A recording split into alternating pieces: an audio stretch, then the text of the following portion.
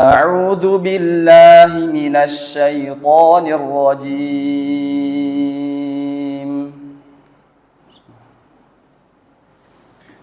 والذين آمنوا بالله ورسله أولئك هم الصديقون والشهداء عند ربهم لهم أجرهم ونورهم والذين كفروا وكذبوا بآياتنا أولئك أصحاب الجحيم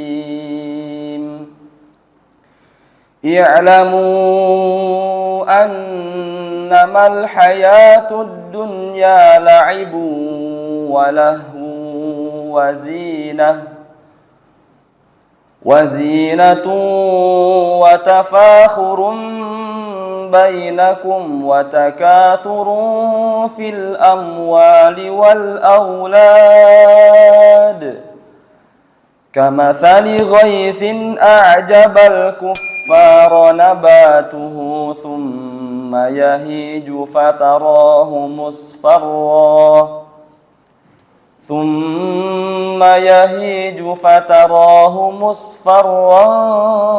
ثم يكون حطاما وفي الآخرة عذاب شديد ومغفرة من الله ورضوان وما الحياة الدنيا إلا متاع الغرور سابقوا إلى مغفرة من ربكم وجنة عرضها كعرض السماء والأرض أعدت للذين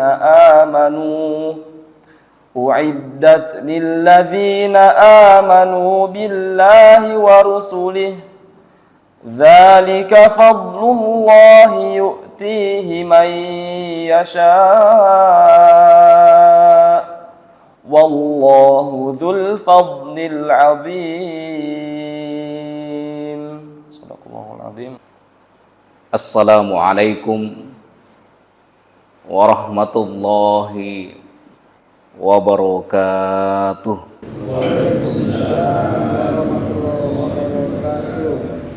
Alhamdulillah, kita bersyukur kepada Allah Subhanahu wa taala sampai detik ini dengan izin Allah Subhanahu wa taala Allah masih memberikan karunia iman, karunia sehat.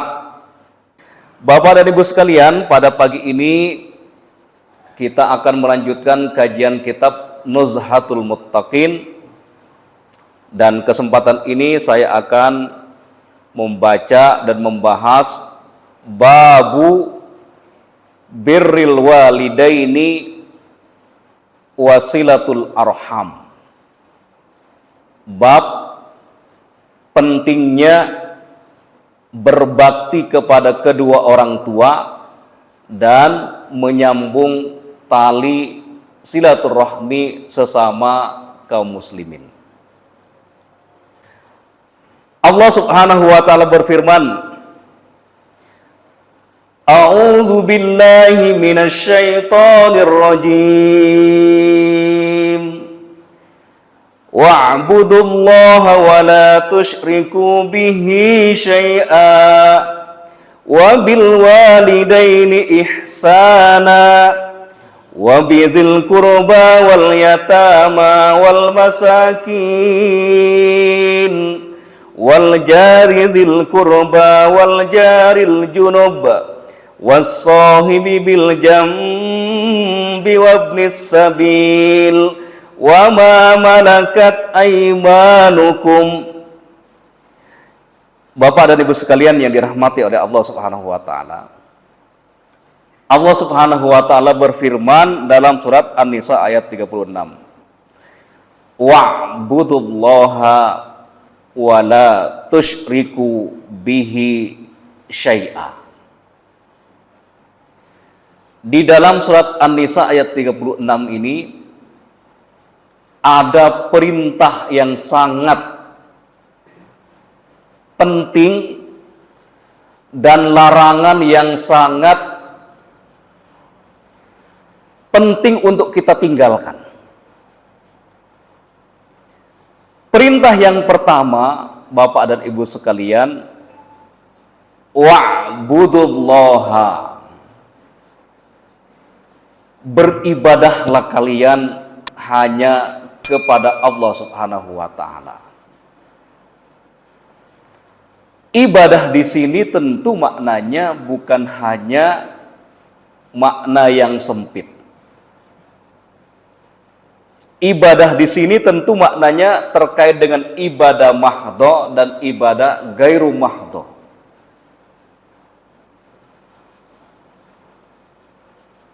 Ibadah-ibadah mahdho misalnya yang termaktub dalam rukun-rukun Islam. Tapi Bapak dan Ibu sekalian, ada ibadah gairu mahdho yang mencakup segala sendi kehidupan manusia. Oleh karenanya dalam konteks ibadah gairu mahdho ini, Al-Imam Ibnu Taimiyah rahimahullahu ta'ala menjelaskan dalam kitabnya yang terkenal, yaitu kitab Al-Ubudiyah. Beliau mendefinisikan ibadah itu dengan makna, dengan pengertian yang sangat luas. Beliau mengatakan, al-ibadatu hiya, ibadah itu adalah ismun jami'un, nama yang mencakup likulli ma yuhibbullahu wa yardah, nama yang mencakup segala sesuatu yang dicintai dan diridhoi oleh Allah Subhanahu wa taala. Jadi apapun yang dicintai dan diridhoi oleh Allah Subhanahu wa taala, itulah ibadah dalam perspektif, dalam pandangan ajaran Islam. Minal aqwali wal af'al, baik itu berupa ucapan maupun perbuatan. Inilah indahnya ajaran Islam yang menjadikan semua ucapan-ucapan orang-orang yang beriman, yang menjadikan semua tindakan orang-orang yang beriman, selama itu mendatangkan kecintaan dan keridhaan Allah Subhanahu wa taala, maka itu bisa dijadikan sebagai sarana beribadah kepada Allah Subhanahu wa taala. Sehingga semua aktivitas orang-orang yang beriman dalam perspektif ini adalah semuanya menakjubkan. Oleh karenanya Nabi Shallallahu Alaihi Wasallam mengatakan, ajaban li amril mu'min, sungguh-sungguh sangat menakjubkan perilaku orang-orang yang beriman. Inna amrahu kullahu khair, semua ucapan, perbuatan orang-orang yang beriman itu mengandung kebaikan. Kenapa orang-orang yang beriman itu semua ucapan dan tindakannya menakjubkan di sisi Allah Subhanahu wa taala? Karena orang yang beriman itu memiliki senjata yang sangat pamungkas, dua senjata yang sangat pamungkas. Senjata yang pertama itu adalah kalau orang-orang yang beriman itu diberikan kenikmatan, maka dia bersyukur. Bagaimana cara bersyukurnya? Menjadikan semua nikmat-nikmat yang Allah berikan kepadanya digunakan dalam rangka melipat gandakan amal-amalnya, dalam rangka melipat gandakan ibadahnya kepada Allah Subhanahu wa taala, sehingga tangannya, lisannya, semua anggota tubuh yang lainnya dan nikmat-nikmat yang lainnya digunakan dalam rangka melipat gandakan pahala di sisi Allah Subhanahu wa taala. Itulah indikator, itulah tanda bersyukur yang sebenarnya.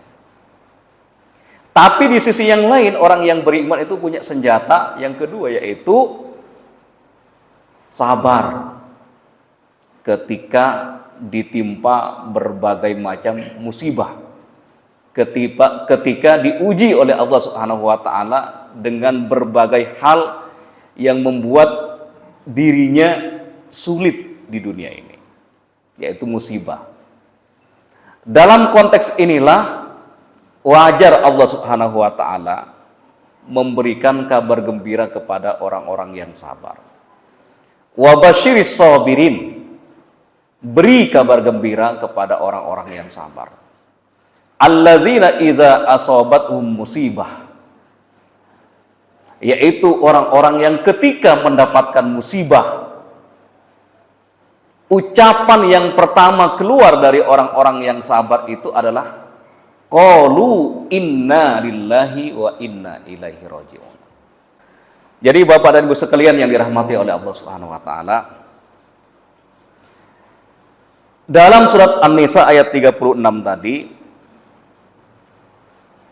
Allah Subhanahu wa taala menjelaskan ada perintah kepada orang-orang yang beriman, yaitu wa'budullah.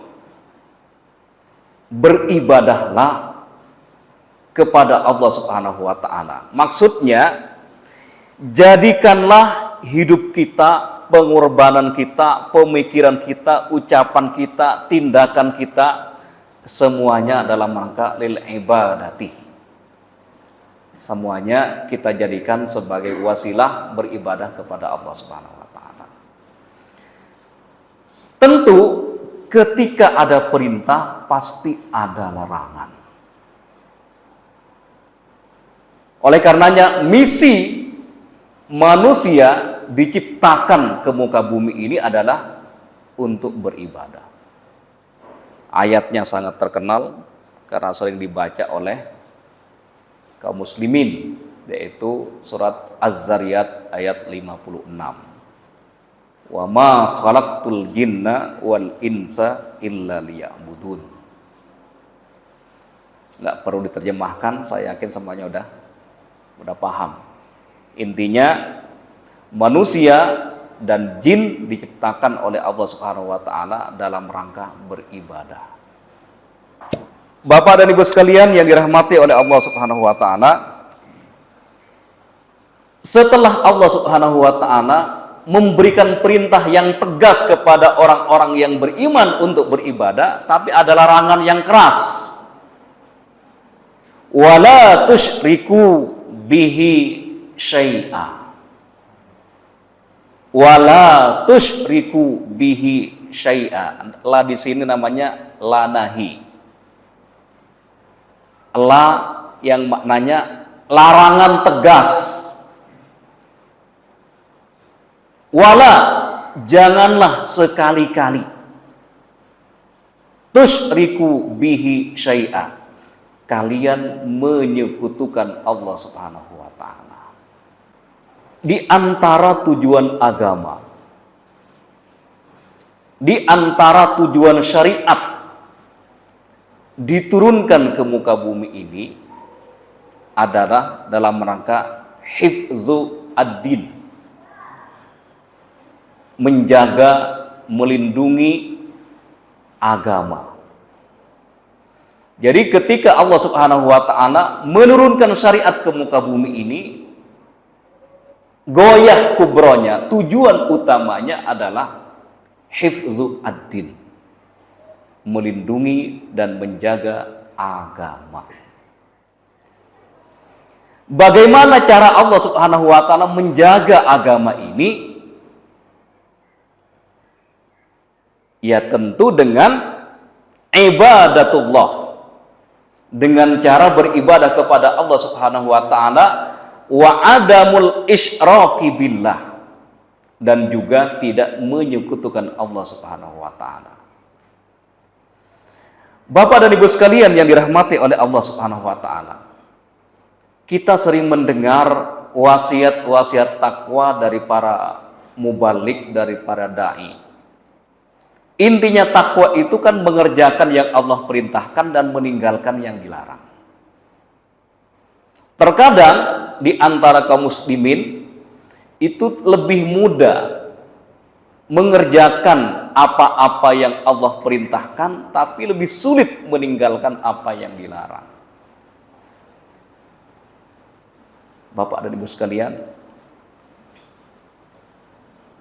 ada dosa yang sering kita anggap remeh, tapi sering kita melakukannya tanpa sadar. Dosa apa itu Bapak dan Ibu sekalian? Ghibah. Ghibah ini berat kita tinggalkan. Ghibah itu kan artinya Bapak dan Ibu sekalian, kita menceritakan ya, fakta yang terjadi pada orang lain. Fakta yang terjadi pada orang lain. Tapi ketika fakta itu kita bicarakan, kita omongkan, kita ceritakan kepada orang lain, membuat orang itu tidak suka sama kita, tidak suka. Itu ghibah. Ya misalnya dulu Aisyah itu pernah melihat, ya Aisyah radhiyallahu anha pernah melihat ada sahabat itu yang pendek fisiknya, Pak. Ditunjuk sama Aisyah. Itu pendek banget Nabi katanya. Jangan begitu Aisyah, itu ghibah katanya gitu kan. Padahal benar memang tuh orangnya pendek gitu kan. Misalkan si gendut gitu misalkan. Si kurus macam-macam itu kan. Ini ghibah ya.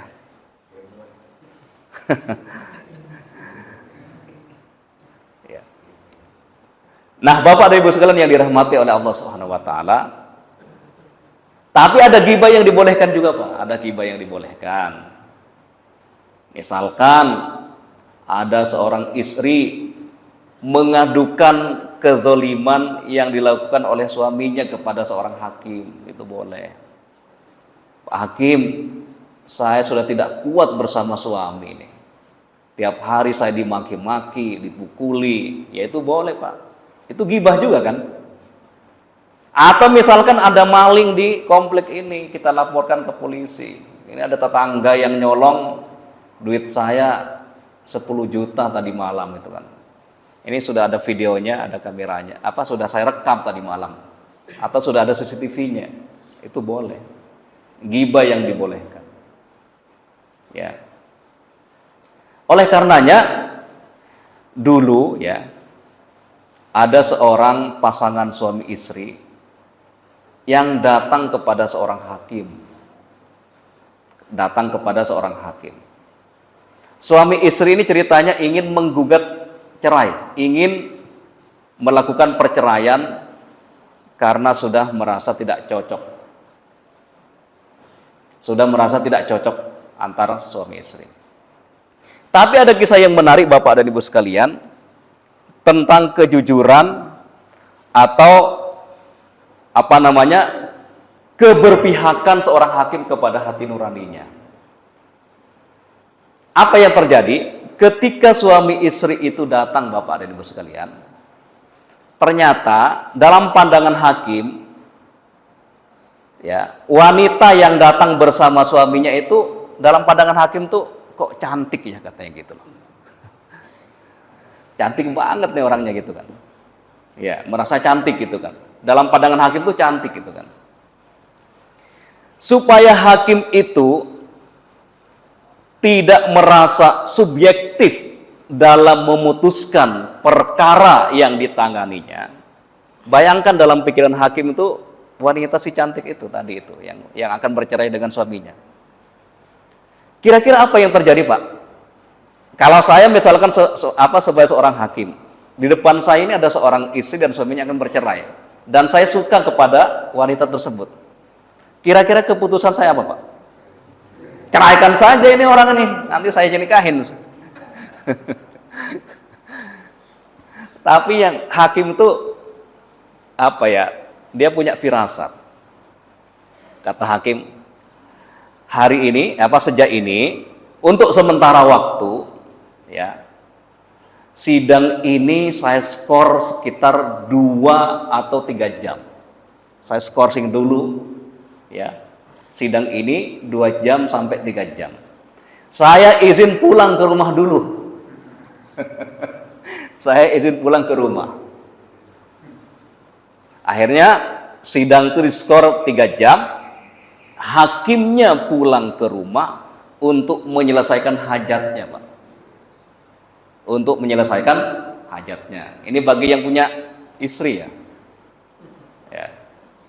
Akhirnya setelah 3 jam, hakimnya datang lagi ke persidangan, dan ternyata wanita yang tapak cantik itu biasa-biasa saja, Pak.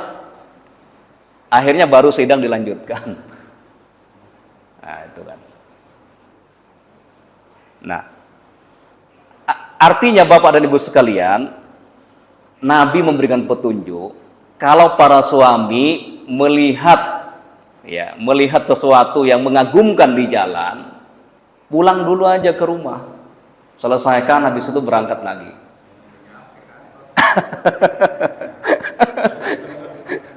Daripada mudaratnya lebih besar, Pak, kepikiran terus.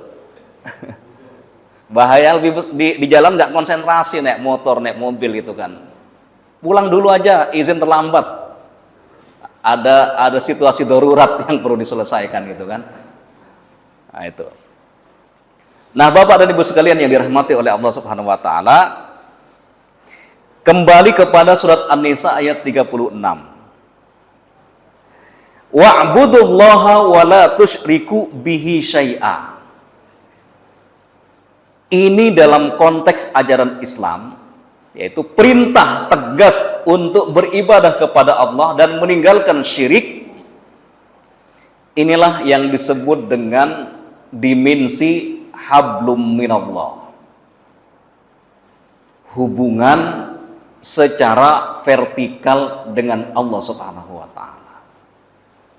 Terkadang banyak di antara kaum muslimin yang lulus dalam konteks hablum minallah. Banyak orang-orang yang beriman yang punya kesolehan hanya pribadi saja, kesolehan individu saja. Tetapi Islam memerintahkan kepada orang-orang yang beriman, di samping kita punya kesolehan pribadi, maka kita harus menyempurnakannya dengan kesolehan sosial. Apa dan bagaimana yang dijelaskan oleh surat An-Nisa ayat 36? Wasilah-wasilah kita untuk melakukan hablum minan nas, yaitu melakukan hubungan baik dengan sesama manusia secara horizontal. Cara yang pertama, kalau tadi beribadah kepada Allah dan meninggalkan syirik itu termasuk hablum minallah. Kemudian di sisi yang lain surat An-Nisa ayat 36 ini memerintahkan kepada orang-orang yang beriman bahwa hablum minallah itu nggak cukup, tapi harus disempurnakan dengan hablum minan nas. Nah, bagaimana cara kita melakukan hablum minan nas, melakukan hubungan baik dengan sesama manusia? Cara yang pertama, wabil walidaini ihsana. Jadi cara yang pertama kita melakukan hablum minan nas itu adalah, yang pertama itu adalah birrul walidain, berbakti kepada kedua orang tua. Ayat ini dalam bahasa Arab, wabil walidaini ihsana. Kok mansub ya? Ihsanan bukan ihsanin, bukan ihsanun. Kira-kira yang belajar bahasa Arab udah nyampe belum ke sini nih materinya? Ini di sini ada kata yang mahdzuf, Pak. Ini menjadi maf'ul mutlak dalam bahasa Arab, mungkin belum nyampe ya. Aslinya ayatnya berbunyi wa ahsinu bil walidaini ihsana. Jadi namanya mansub. Mansub kenapa? Karena sebagai maf'ul mutlak. Artinya berbuat baiklah kepada kedua orang tua itu dengan ihsan. Ini luar biasa nih, ihsan. Dengan ihsan, dengan yang terbaik. Dan Nabi Shallallahu Alaihi Wasallam menerjemahkan ihsan itu kan anta'budallaha ka'annaka tarahu fa illam takun tarahu fa innahu yaraka. Kita berbakti kepada Allah, beribadah kepada Allah seolah-olah kita melihat Allah. Dan kalau kita tidak bisa melihat Allah, yakinlah setiap apa yang kita ucapkan, setiap apa yang kita lakukan pasti dilihat oleh Allah Subhanahu wa taala. Jadi parameternya itu adalah hubungan dengan Allah Subhanahu wa taala. Wa bil walidaini ihsana. Nah, bagaimana cara kita berbakti kepada kedua orang tua? Kalau orang tua kita masih hidup itu kan lebih mudah. Ya, kita memberikan khidmah yang terbaik kepada kedua orang tua. Tapi para ulama berdasarkan ayat-ayat Al-Qur'an dan hadis-hadis dari Rasulullah SAW menjelaskan ketika orang tua kita telah meninggal dunia, ada beberapa cara kita berbakti kepada kedua orang tua. Yang pertama adalah senantiasa mendoakannya. Senantiasa mendoakan kedua orang tua kita, karena doa inilah yang sangat-sangat diharapkan oleh orang-orang yang sekarang berada di alam barzah. Sesuatu yang sangat-sangat diharapkan oleh orang tua kita yang telah meninggal dunia, itu adalah doa dari anak-anaknya yang soleh dan soleha. Allahumma ighfir lahu warhamhu wa'afi wa'fu anhu.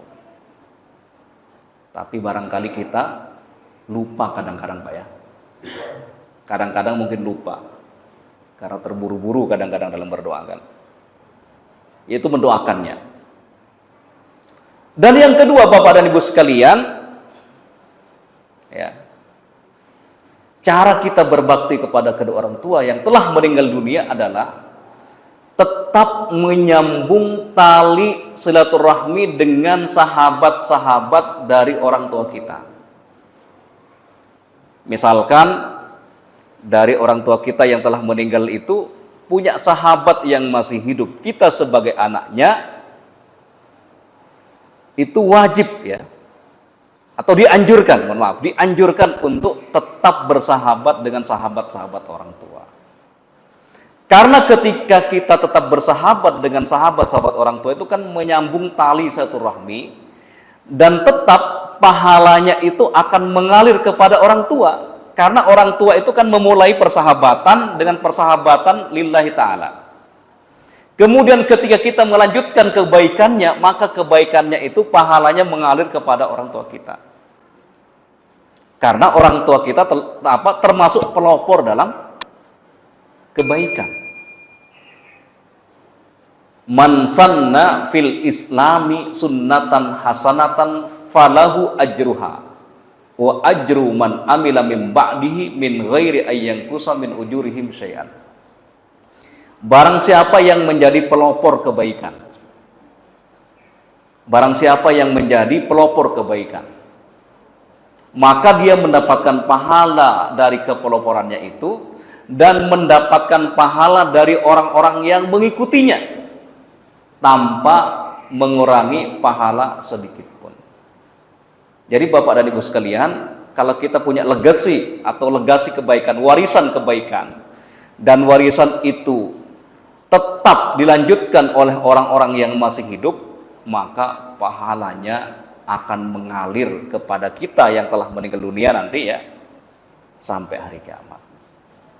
Betapa beruntungnya orang-orang yang mewakafkan tanah untuk dibangunkan masjid, mewakafkan sajadah, karpet, dan seterusnya untuk digunakan ibadah, karena pahalanya itu akan mengalir kepada pewakafnya sampai hari kiamat. Jadi cara kita hablum minan nas yang pertama itu adalah wabil walidaini ihsana. Yang kedua, wabizil kurba. Berbuat ihsan, berbuat baik kepada kerabat. Oleh karenanya Bapak dan Ibu sekalian, kalau kita misalkan ingin sodakoh, ingin berinfak, sodakoh yang terbaik itu adalah kita berikan kepada kerabat kita dulu, yang memang membutuhkan. Keluarga kita yang membutuhkan, itu diprioritaskan. Karena merekalah yang tahu tentang aset-aset yang kita miliki. Mereka yang lebih paham apa-apa yang kita miliki. Maksudnya, kalau kita misalkan memberikan infak sodako atau apapun kebaikan yang kita lakukan kepada orang lain, tapi melupakan kerabat-kerabatnya, itu kan termasuk menyakiti keluarga kita. Ini kok kalau orang lain kok sodakohnya banyak, ke saya sendiri kok nggak ada, katanya. Bisa begitu kan? Sama orang lain baik, bela-belain kalau ada undangannya dihadiri gitu kan. Tapi sama keluarga sendiri mentang-mentang miskin misalkan, malas hadirnya kan. Nah, di sini Al-Qur'an menjelaskan wabizil kurba. Setelah kita berbuat baik kepada kedua orang tua kita, jangan lupa wabizil kurba, berbuat baik juga kepada kerabat-kerabat kita, kepada keluarga-keluarga kita. Setelah kerabat-kerabat kita, wal yatama. Yang ketiga adalah berbuat baik kepada anak-anak yatim. Kepada anak-anak yatim. Ini urutan-urutannya Bapak dan Ibu sekalian. Wal masakin.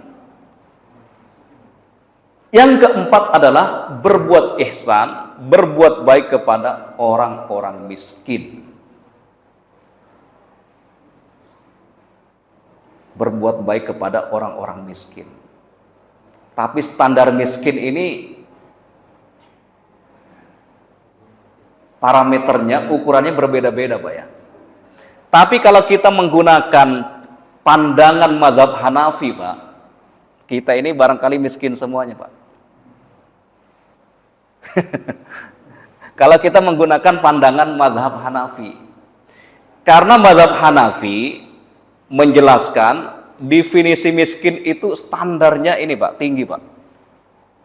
Dalam mazhab Hanafi, setiap orang yang tidak wajib zakat mal, dia miskin.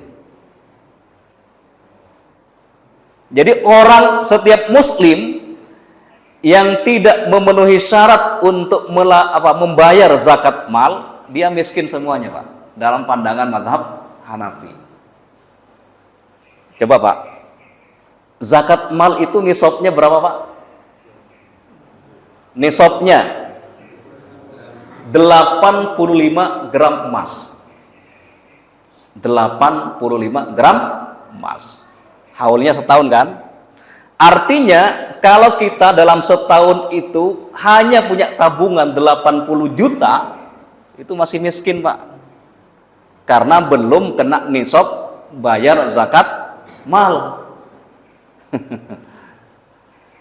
Kena zakat mal itu apabila dalam setahun kita punya tabungan ya, atau punya gaji yang yang sisanya itu bisa kita simpan, itu 85 juta Pak. Itu kena zakat mal 2,5%. Kalau misalkan tabungan kita itu 50 juta tuh miskin Pak, dalam pandangan mazhab Hanafi. Ya. Ya kalau kita menggunakan standar ini, barangkali siapa di sini yang bisa memenuhi ini? Ada nggak ini? Miskin semuanya kita Pak. Ya. Nah, di sini perintah yang ketiga itu adalah wal masakin. Wal masakin. Perintah berbuat ihsan, berbuat baik kepada orang-orang miskin. Di zaman khalifah itu loh, kekhalifahan Islam itu, standar orang miskinnya itu ya punya rumah pribadi, punya kendaraan pribadi ya. Rumah pribadi, kendaraan pribadi, perabotan rumah dan punya pembantu. Itu saya baca itu Pak pada masa Abbasiyah ya. Itu miskin ininya. Standar miskinnya begitu. Oleh karenanya wajar di zaman Umar bin Abdul Aziz itu tidak ada orang yang mau menerima zakat. Kalau kita sekarang kan banyak miskin tapi dikayakan kan. Dipaksa-paksain kaya. Oke, Bapak dan Ibu sekalian, waktunya habis ya. Saya baca secara umum aja. Setelah yang keempat itu adalah berbuat baik kepada orang miskin, wal jari zil kurba. Berbuat baik kepada tetangga dekat. Tetangga dekat. Ini yang kelima ya, yang kelima. Berbuat baik kepada tetangga yang dekat dulu. Tetangga yang dekat itu kita hitung ke samping ada 40 rumah, ke belakang rumah kita ada 40. Ya kalau di situ berarti yang di sono setelah Jalan Juanda kena juga ya. Ya. 40 ke samping, 40 ke depan, 40 ke belakang. Ke kiri juga 40 rumah. Nah, itu wal jari zil kurba, berbuat baik kepada tetangga yang dekat, wal jaril junub, dan juga berbuat baik kepada tetangga yang jauh, tapi lebih diutamakan berbuat baik kepada tetangga yang dekat dulu. Apalagi ketika kita masak sop, pasti bawang yang kita goreng itu kan pasti kecium bau tetangga kan. Apalagi kalau rumah peta Pak, di kontrakan peta itu pasti mencium aroma yang kita miliki. Misalkan kita beli durian, pasti itu Pak. Sekarang masih musim durian kan? Ya. Wassohibi bil jambi, kepada teman sejawat. Teman sejawat. Wabnis sabil, dan juga berbuat baik kepada ibnu sabil. Yaitu ibnu sabil itu maksudnya orang yang dalam perjalanan dalam rangka menegakkan kalimat la ilaha illallah. Maksudnya orang yang dalam perjalanan tapi perjalanannya itu dalam rangka berdakwah, dalam rangka melakukan kebaikan, dalam rangka menegakkan kebenaran. Wa ma malakat aimanukum, dan juga berbuat baik kepada budak-budak yang kalian miliki. Inilah beberapa hierarki atau tahapan kita berbuat baik kepada manusia, di mana kita diperintahkan untuk melakukan hablum minan nas. Silahkan nanti ditadabburi surat An-Nisa ayat 36. Barangkali dibaca tafsirnya juga untuk memperdalam ya. Kalau ingin memperdalam bisa dibaca tafsir Al-Azhar yang ditulis oleh Buya Hamka yang memang berbahasa Indonesia ya. Kadang kalau bahasa terjemahan itu bahasanya kaku Pak. Ya, bahasanya terkadang kaku, kita kadang nggak paham. Misalkan terjemahan Ibnu Katsir, Al-Qurtubi, At-Tabari dan seterusnya. Terkadang penterjemahnya itu ya menggunakan kata-kata yang kurang menyentuh kadang-kadang. Ya kalau ingin membaca tafsir silahkan tafsir yang ditulis oleh ulama-ulama dari Indonesia. Insya Allah kita rasa bahasa Indonesia itu bisa kita rasakan. Ya terima kasih. Aku qouli hadza wa astaghfirullah li wa lakum. Assalamualaikum warahmatullahi wabarakatuh.